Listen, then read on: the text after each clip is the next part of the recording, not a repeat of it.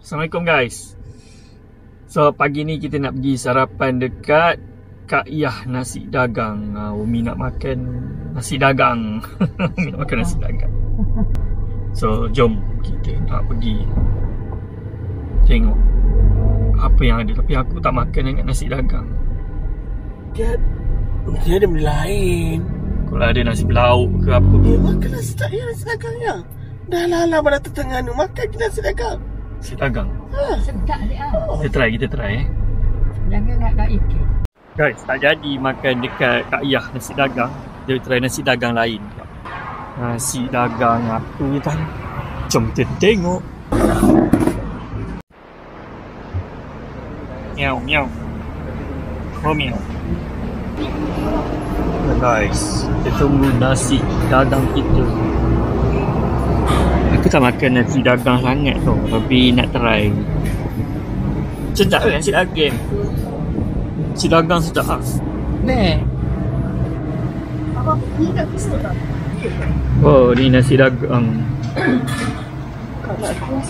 Next week pasir. Oh, kuah asin. Nah, ni lah. Nasi dagang. Sedap ke? Sedap ke guys? Nasi dagang guys. Oh, ada keropok.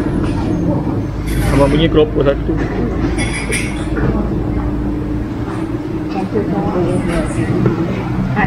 Oh, ni ada ni. Dia kuah dia.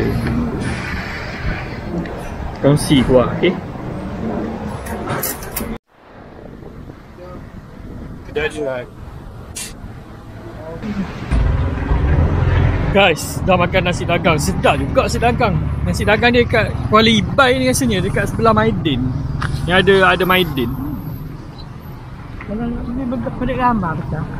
Ya, ada kedai roti pound. Ni guys. Kita makan kat kedai ni guys. Depan klinik pergigian. Klinik pergigian. Jom. Umi nak pergi Maidin. Kita pergi Maidin. Pergi Maidin.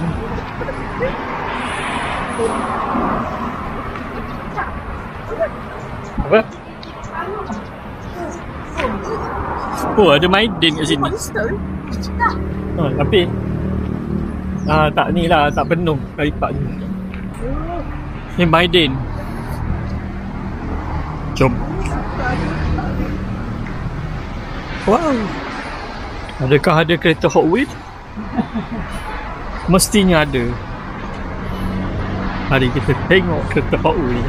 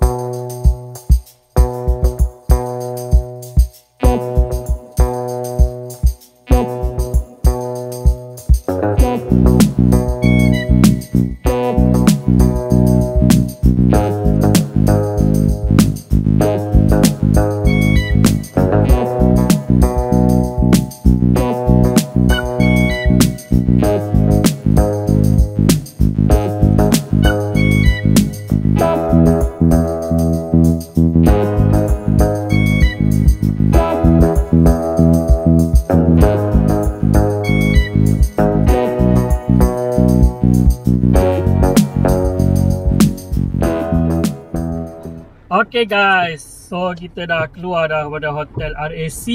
Kita nak balik Jengker pula. Okay, hujan ni, hujan lebat guys.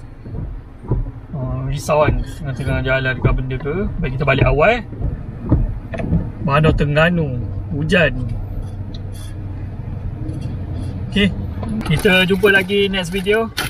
Jangan lupa untuk subscribe. Assalamualaikum. Bye.